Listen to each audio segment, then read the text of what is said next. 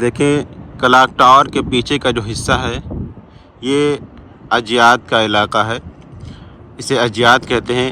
یہ جو آبادی ہے، یہ جو آپ دیکھ رہے ہیں یہ اجیاد ہے، اور یہاں پر رہائشی علاقے ہیں، لوگ رہتے ہیں، لیکن زیادہ تر ان علاقوں میں زائرین اور معتمرین کی تعداد رہتی ہے۔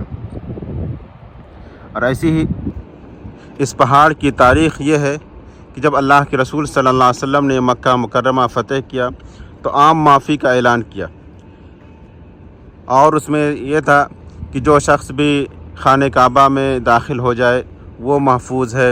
ایسی ہی جو شخص حضرت ابو سفیان کے گھر میں داخل ہو جائے وہ بھی محفوظ ہے، اور جو شخص اپنے گھر کا دروازہ بند کر لے وہ بھی محفوظ ہے۔ یہ اللہ کے رسول صلی اللہ علیہ وسلم نے فتح مکہ کے موقع پر یہ اعلان کیا، اور اس کا مقصد یہ تھا تاکہ مکہ مکرمہ میں لڑائی جھگڑا نہ ہو، کسی طرح کا جنگ و جدال نہ ہو۔ یہ بابرکت جگہ ہے، عظمت والی جگہ ہے، اور اس میں اللہ کے رسول صلی اللہ علیہ وسلم کو تھوڑے وقت کے لیے مہلت دی گئی تھی کہ آپ اس میں لڑائی کر سکتے ہیں، لیکن پھر بھی اللہ کے رسول صلی اللہ علیہ وسلم کی کوشش رہی کہ کسی بھی طرح سے کوئی جنگ و جدال، کوئی لڑائی جھگڑا نہ ہو، اور اللہ رب العزت کے گھر کی جو عظمت ہے وہ عظمت برقرار رہے۔ اور اسی کی مناسبت سے اللہ کے رسول صلی اللہ علیہ وسلم نے یہ کہا کہ جو شخص بھی خانہ کعبہ میں چلا جائے، یا حضرت ابو سفیان رضی اللہ عنہ کے گھر چلا جائے، یا اپنے گھر کا دروازہ بند کر لے تو اسے کچھ بھی نہیں کہا جائے گا۔ لیکن کچھ ایسے لوگ بھی تھے جنہیں اللہ کے رسول صلی اللہ علیہ وسلم نے کہا تھا کہ اگر یہ لوگ مل جائیں تو پھر انہیں ہر حال میں قتل کر دو، انہیں ہر حال میں مار دو۔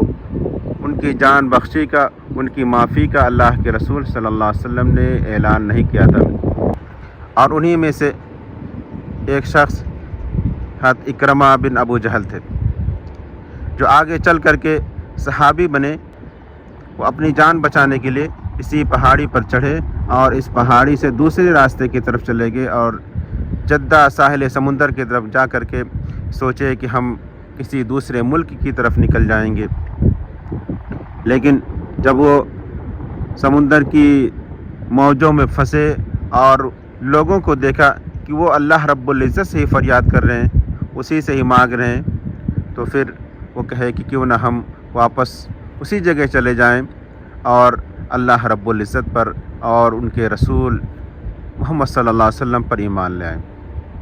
غرض کی ایک طویل واقعہ ہے کہ وہ آئے اور اس کے بعد اسلام لے آئے اور صحابی بنے۔ تو حضرت اکرمہ رضی اللہ عنہ اسی پہاڑ سے چڑھ کر کے دوسری طرف گئے اور اپنی جان بچائی، اور یہی کہتے ہیں کہ کسی کو پتہ نہیں ہے کہ کس کو اللہ رب العزت ایمان کی دولت سے نواز دے، ایمان کی توفیق دے دے، کسی کو پتہ نہیں ہے۔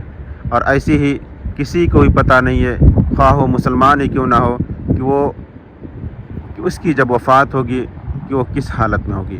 اسی لیے ہمیں ہمیشہ اللہ رب العزت سے ایمان پر ثابت قدم رہنے کی دعا کرنی چاہیے۔